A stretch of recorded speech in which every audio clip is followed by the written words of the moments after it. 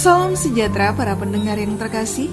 Selamat bertemu kembali dengan Yayasan Pelayanan Media Antioquia yang didirikan oleh Pendeta Bigman Sirait untuk melayani Tuhan Kepala Gereja melalui media.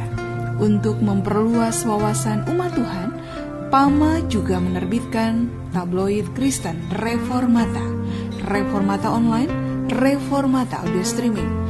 Juga tersedia buku-buku karya Pendeta Bigman Sirait dan ratusan CD khotbah.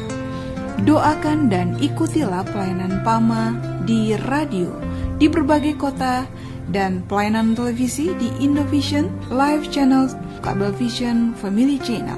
Untuk informasi lebih lengkap, klik www.reformata.com www.reformata.com www.reformata.com. Kini tibalah saatnya kita akan menikmati kebenaran firman Tuhan bersama Pendeta Bigman Sirait. Selamat mendengarkan, Tuhan memberkati. Salam sejahtera saudara yang kekasih di dalam nama Tuhan Yesus Kristus. Kembali kita terus melanjutkan pemikiran tentang Alkitab kita. Saudara, mengenal Alkitab menjadi bagian yang penting, memahami sepenuhnya apa yang menjadi pesan Tuhan di dalam sana dan bagaimana seharusnya kita menyikapi atau memahami Alkitab itu sendiri. Ini menjadi hal yang tidak harus kita mengerti karena Alkitab itu bersama dengan kita tiap hari. Coba kita memperhatikan di dalam 2 Timotius 3 ayat 16. Ayat ini akan menjadi ayat yang juga akan sering muncul dalam pembicaraan kita tentang Alkitab. Di dalam 2 Timotius 3 ayat 16 dikatakan, segala tulisan yang diilhamkan Allah memang bermanfaat untuk mengajar, untuk menyatakan kesalahan, untuk memperbaiki kelakuan, dan untuk mendidik orang dalam kebenaran. Ayat 17-nya, dengan demikian tiap-tiap manusia kepunyaan Allah diperlengkapi untuk setiap perbuatan baik. Lalu kemudian di dalam Wahyu pasal 22 ayat 18 dan 19. Wahyu 22, 18 dan 19 dikatakan begini. Aku bersaksi kepada setiap orang yang mendengar perkataan-perkataan nubuat dari kitab ini. Jika seorang menambahkan sesuatu kepada perkataan-perkataan ini, maka Allah akan menambahkan kepadanya malapetaka yang tertulis dalam kitab ini. Dan jika seorang mengurangkan sesuatu dari perkataan dari kitab nubuat ini, maka Allah akan mengambil bagiannya dan pohon kehidupan dan dari kota kudus seperti yang tertulis dalam kitab ini. Lalu saudara, kita juga melihat di dalam Alkitab kita 1 Petrus 1 ayat 25. Dikatakan di sana 1 Petrus 1 ayat 25. Tetapi firman Tuhan tetap untuk selama-lamanya. Inilah firman yang disampaikan Injil kepada kamu. Nah, saudara-saudara, kita akan merenungkan bagian ini di bawah tema Alkitab dalam berbagai pandangan. Apa yang kita mau bicarakan? Ada banyak orang atau cara memandang Alkitab. Nah, 3 bacaan tadi mau menunjukkan kepada kita pandangan yang kita pahami sebagai pandangan ortodoks. Begitu ya. Kita pakai istilah ortodoks. Yaitu Alkitab adalah firman Allah. Maka apa yang kita baca di dalam Alkitab menggambarkan dengan jelas bahwa firman itu adalah Alkitab itu adalah firman Allah. Apa yang didakwakan oleh Paulus kepada Timotius, semua tulisan yang dilengkapkan oleh Allah, ya, bagaimana itu mempunyai otoritas dalam kehidupan manusia untuk membentuk dan mendidik manusia itu. Yang kedua, yang kita pikirkan juga dikatakan oleh Yohanes di dalam kitab Wahyu. Tidak boleh ada orang yang menambah dan mengurangi kebenaran firman itu. Lalu Petrus berkata di dalam 1 Petrus tadi yang kita baca, ya, ayat 1 Petrus 1, ya, ayat 25, apa kata Petrus? Petrus mengatakan bahwa firman Allah itu tetap selama-lamanya, tidak akan berubah. Artinya, 3 titik itu dengan 3 penulis atau 3 rasul yang berbicara itu sudah menunjukkan kepada kita hakikat firman Allah sebagai firman yang bersifat kekal, firman yang tidak tergugat, firman yang tidak bisa diubah-ubah, ya. firman yang bersifat final, firman yang berotoritas. Maka itu kita berkata Alkitab adalah firman Allah. Masih banyak dan terlalu banyak indikator-indikator lainnya yang ada di dalam Alkitab, bahkan sejak PL sampai kepada PB. Nah, ini menjadi kepercayaan kita, menjadi paham kita, saudaraku yang kekasih. Alkitab adalah firman Allah. Nah, pandangan ortodok yang mengatakan Alkitab adalah firman Allah tentu akan berkonsekuensi, bukan?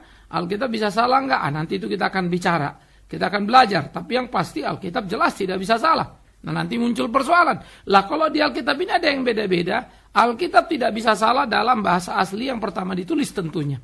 Kesalahan ada dalam translate. Karena tidak tiap bahasa bisa menampung bahasa yang lainnya dengan tepat. Ya, itu satu. Yang kedua, kemudian masalah-masalah pencatatan. Ini kan transmisi. Ya, itu yang menjadi persoalan lain. Nanti kita akan belajar itu, saudara. Nah, sekarang kita kembali dulu ke bagian kita. Alkitab dalam berbagai pandangan. Maka pandangan ortodok berkata Alkitab adalah firman Allah. 3 bacaan tadi, baik 2 Timotius 3:16, Wahyu 22 ayat 18 dan 19, 1 Petrus 1 ayat 25 sudah mengantar kita. Dan seperti yang saya katakan, bahkan sejak PL pun, ya, bagaimana firman-Mu dikatakan oleh pemazmur, pelita bagi kakiku, terang bagi jalanku. Itu yang membimbing menuntun aku. Tanpa firman, aku akan celaka. Ya, bagaimana firman itu berotoritas atas hidup manusia sangat jelas sekali. Nah, jadi bagaimana juga firman Allah itu mengukur tiap tindakan hidup manusia yang melanggar akan dihukum. Itu jalakan sejak Keluaran, sejak Taurat dituliskan, itu sudah menjadi prinsip yang tidak bisa diganggu gugat. Nah, sekarang apa kata orang lain? Nah, ini menjadi persoalan menarik, saudaraku. Ya, nah oleh karena itu sebagai konsep ortodoks kita memegang berbeda dengan orang lain memandang. Bagi konsep ortodoks, Alkitab adalah firman Allah. Alkitab itu bersifat mutlak tanpa salah. Alkitab itu berotoritas penuh seutuhnya, ya. Dan Alkitab bukan dari manusia tapi Roh Kudus yang menolong manusia, menggerakkan si manusia, menginspirasi si manusia untuk menuliskannya. Alkitab itu bukan warisan budaya dari budaya Yahudi kepada kita, tapi warisan kebenaran Allah lewat orang-orang Yahudi. Allah menyatakan kebenaran sampai ke segala bangsa di seluruh dunia. Jadi dari Israel ke segala bangsa ke seluruh dunia. Dan Alkitab itu bersifat penal, sudah genap, jangan ditambah, jangan dikurangi. Tidak ada wahyu baru lagi. Jadi jangan mengada-ada.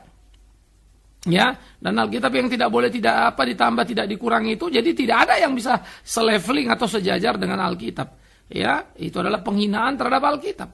Nah, tetapi apa kata pandangan liberal? Ya, nanti kita akan bolak-balik memperhatikan ini, saudara. Liberal berkata Alkitab itu berisi firman Allah. Ya. Kenapa? Karena tidak semua firman Allah. Mengapa tidak semua? Karena ada beberapa cerita-cerita yang dianggap tidak masuk akal. Loh, kenapa harus masuk akal? Karena pendekatan liberal salah satu unsurnya adalah rasionalis yang sebagai yang paling kuat. Kalau aku mengerti, kalau aku mengetahui baru aku percaya. Artinya yang masuk akal. Kalau nggak masuk akal ya nggak percaya. Bagaimana aku mau percaya Petrus berjalan di atas air? Bagaimana mau percaya ya 5 roti 2 ikan bisa 5.000 orang? Itu kan bahasa-bahasa yang menjadi istilah kita bombastis atau bahasa-bahasa kiasan. Bukan arti yang sesungguhnya. Ya, disamakan misalnya seperti alis matanya seperti semut beriring kan begitu untuk mengatakan lebat, hitam misalnya. Padahal itu bentuk aktual. Nah, oleh karena itu apa yang dianggap tidak masuk akal tadi menjadi gugatan dan digugat. Sehingga dikatakan Alkitab berisi firman Allah. Ada yang firman Allah, ada yang bukan. Nah, jadi mesti dipilah-pilah, saudara. Ini dipilah-pilah, ini firman Allah, ini bukan. Ini firman Allah, ini bukan. Nah, siapa yang memilah-milah? Nah, ini para ahlinya. Lalu mereka mulai melihat dan memberikan argumentasinya. Saudara-saudara, era rasionalisme, historisme mewarnai memang pandangan liberal. Ya, di sana ada Adolf von Harnack, salah satu tokoh misalnya ya, ada James Barr, ada Bultmann dan lain-lainnya. Ya, mereka adalah orang-orang yang kemudian berpandangan dan membuat banyak sekali kritik terhadap Alkitab dan menggambarkan Alkitab itu bukan firman Allah seperti yang dipahami oleh ortodoks. Jadi berisi firman Allah. Nah, karena berisi firman Allah kan ada yang bukan. Nah, ini memang menjadi persoalan tersendiri. Siapa yang berhak mengatakan iya dan bukan? Karena tiap ahli mempunyai pendapatnya masing-masing, bukan? Dan akibatnya kebenaran kita adalah kebenaran yang relatif untuk menguji kebenaran Alkitab. Kalau Alkitab itu adalah kebenaran yang mutlak, tentu nggak bisa. Tapi kalau mau bisa diuji oleh kebenaran relatif kita untuk menentukan dia benar atau salah, artinya Alkitab juga harus di-downgrade menjadi kebenaran relatif. Sehingga bisa kita uji dan bisa kita bilang ini iya, ini bukan. Nah, ini menjadikan konsekuensi yang unik setengah mati. Karena kemudian nanti mana iya, mana tidak, atau mana benar, mana enggak. Logika akan terus berkembang sesuai dengan zamannya, bukan? Dan ini akan menjadi persoalan yang sangat luar biasa. Era rasio kita akan terus bergerak. Sampai akhirnya nanti kita tiba pada titik tidak ada Tuhan. Nah, karena itu dalam era-era rasional, liberal misalnya, memandang Yesus sebagai Tuhan itu bagi orang liberal bukan. Yesus itu betul manusia, berbudi tinggi, bermoral tinggi, begitu ya. Tetapi bukan Tuhan. Karena nggak mungkin lah manusia sekaligus Tuhan. Nah, pandangan-pandangan liberal ini banyak dipakai oleh agama-agama lain misalnya yang tidak suka dengan kekristenan dan coba mendiskreditkan kekristenan. Sayangnya orang-orang Kristen sendiri pun seringkali tidak menyadari isu ini. Tidak memahami isu ini sehingga kemudian meladeni semuanya dan menciptakan keributan yang menurut saya sebetulnya juga nggak perlu. Andai kata saja kita bijak dan menjawab, kembali saja pada kebenaran-kebenaran yang prinsipil, kan begitu. Nah, oleh karena itu saudara-saudara, apa yang dipahami atau dipandang orang-orang liberal ya dengan pendekatan rasionalis sehingga menyebut Yesus bukan Tuhan, ya, ini menjadi persoalan. Nah, Yesus bangkit apa enggak misalnya? Orang-orang liberal berkata tidak. Tapi bahwa bangkit dipahami oleh murid-murid itu sebagai imannya para murid. Terserah, tapi faktanya tidak. Sehingga antara fakta dan iman dipisahkan. Nah, ini mengerikan. Kalau iman kita bukan sesuatu yang faktual, iman itu kan lemah setengah mati. Tapi itulah liberal. Sehingga pokoknya masuk akal baru percaya. Nggak masuk akal nggak percaya. Itu intinya saudaraku. Ya. Nah, Adolf Harnack ini punya murid namanya Calvert begitu. Nah, salah satu muridnya yang bernama Calvert ini menjadi berbeda dengan gurunya. Nah, nanti munculnya apa yang disebut neo-ortodoks. Tetapi kita kembali dulu berpikir konsep liberal. Maka bagi orang liberal tadi, Alkitab berisi firman Allah. Ya, jadi Alkitab itu bersifat relatif. Bisa salah menurut liberal. Otoritasnya tergantung penulisnya. Karya manusia yang situasional tergantung kondisinya. Warisan budaya yang terkristalisasi. Ya. Sehingga Alkitab itu harus dikenali dari penulisnya dan pendapat siapa. Tidak selalu itu firman Tuhan. Ya. Nah, jadi di sini kita bisa melihat berapa rawannya penafsiran daripada liberal ini. Ya, akhirnya mendowngrade Alkitab itu dan tidak lagi menempatkan Alkitab pada tempatnya. Kita kembali dulu saudara, itu pandangan liberal yang sangat rasional pendekatannya dan meminggirkan ya hakikat kemahaan Allah itu. Ya, sehingga Alkitab itu harus dipandang sebagai karya tulis. Sama seperti karya tulis lain, cuma lebih tinggi, bernuansa rohani dan seterusnya. Ya, diberi nilai-nilai ekstra lah begitu ya.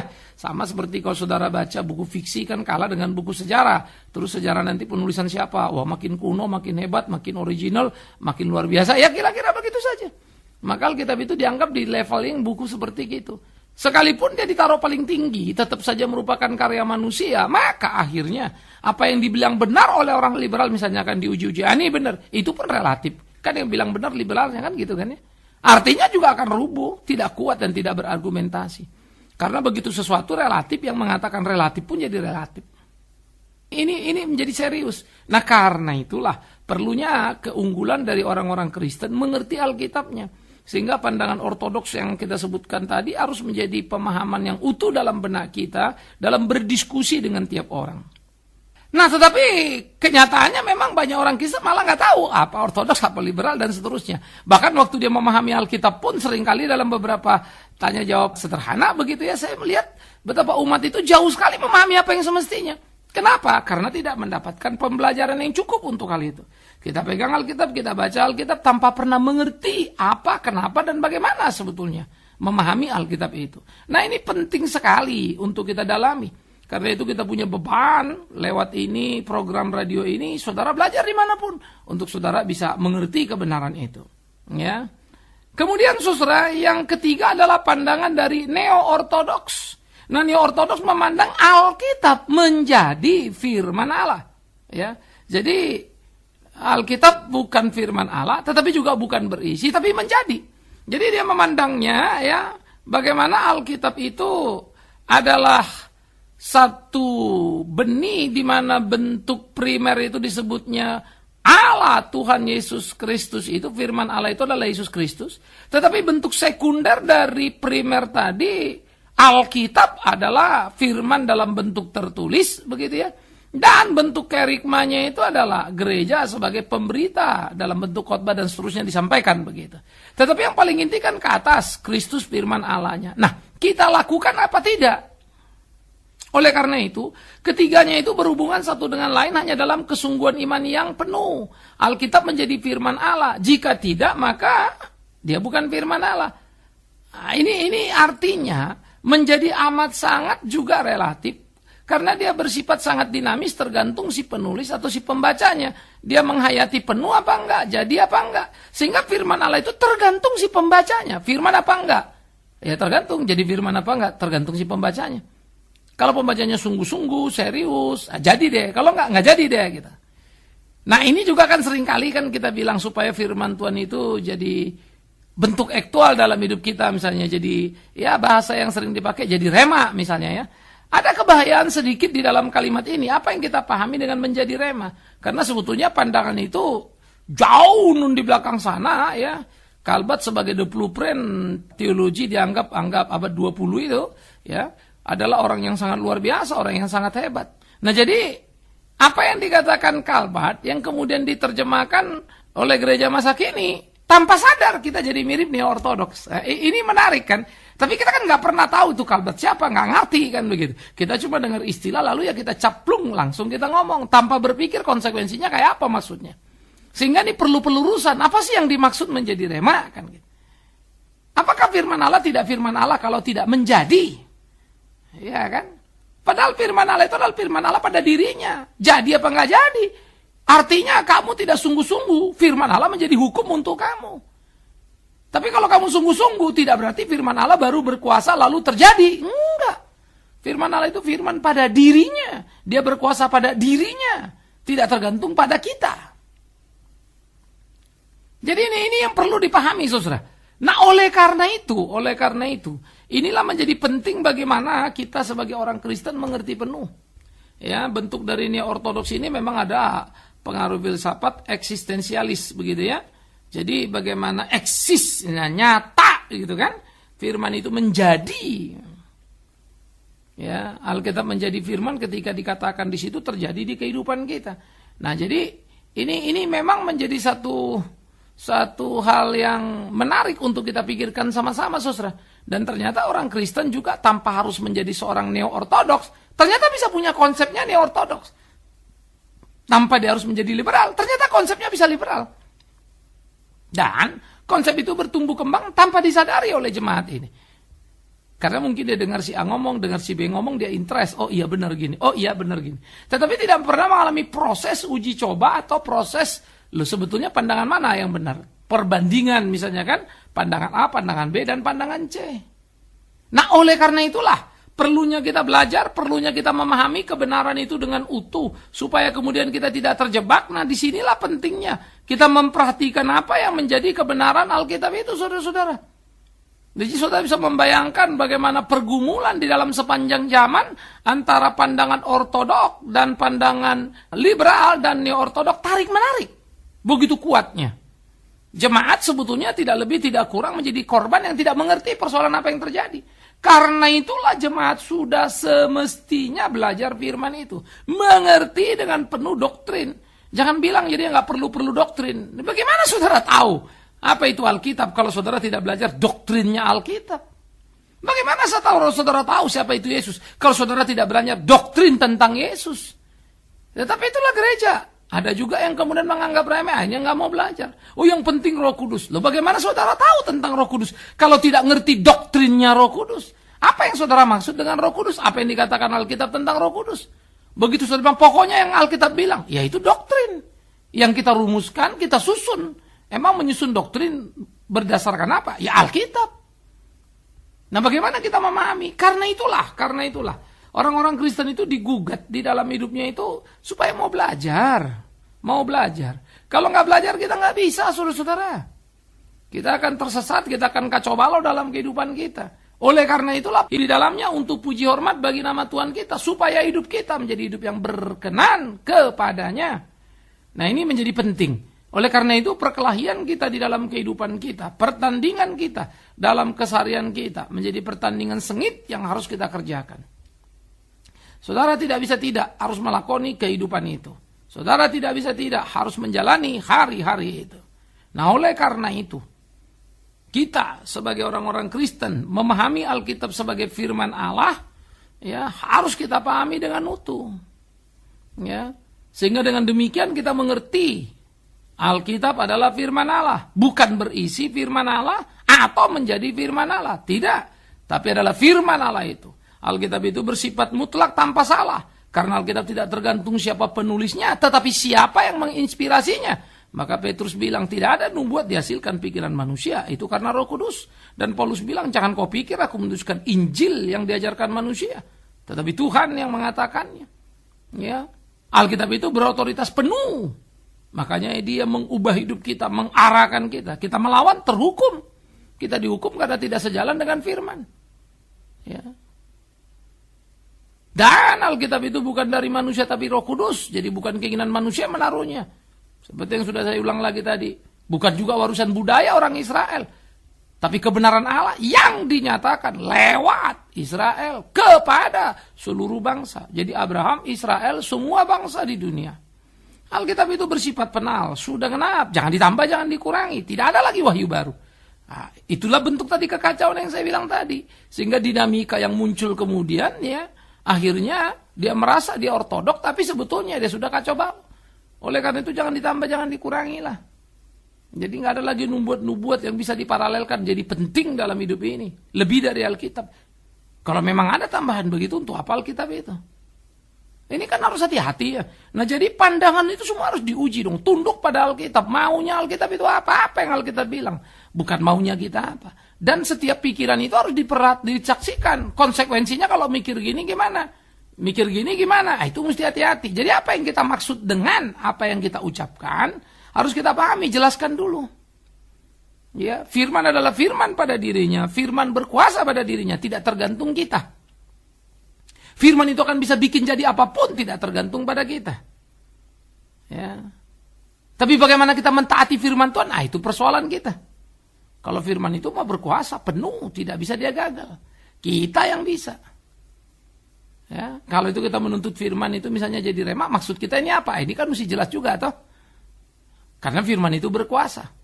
Dia tidak perlu menjadi. Dia ada pada dirinya. Nah, ini yang perlu kita perhatikan baik-baik. Jadi apa yang kita maksud mungkin perlu dirumus ulang. Apa ini maksudnya? Supaya kita nggak terjebak, saudara. Nah, ini bagian kita belajar bagaimana ada pandangan-pandangan. Paling nggak saudara mulai, oh ada begini ya. Tapi kita akan terus belajar dan terus mengerti apa yang menjadi kebenaran yang penuh seutuhnya. Biarlah Tuhan menolong kita, Tuhan memimpin kita, Tuhan memampukan kita memahami semuanya. Bagian-bagian yang sangat padat. Karena itu saudara perlu menalar ulang, merenung ulang. Tuhan menolong kita, Tuhan menyertai kita, Tuhan memberkati kita. Dan jangan lupa, Alkitab adalah firman Allah yang hidup itu. Amin. Mari kita berdoa. Kami bersyukur, kami berterima kasih kepadamu ya Tuhan atas cinta kasih-Mu dalam hidup kami. Firman Allah yang hidup, Alkitab yang kami pegang. Kami bersyukur bukan kitabnya, tetapi bagaimana firman dinyatakan di sana, dituliskan di sana. Firman hidup yang berkuasa membentuk kami. Sehingga jangan sampai kami menjimatkan kitab itu. Tapi justru taat sepenuhnya pada apa yang Tuhan katakan lewat firman yang tertulis itu. Sehingga hidup kami sesuai dengan kehendak-Mu. Terima kasih Bapa. Kami berdoa dan terus memohon belas kasihan yang sudah Kau ajarkan kepada kami untuk kami kerjakan lewat para nabi dan rasul-Mu. Terpujilah Engkau Tuhan kami. Firman hidup itu. Amin.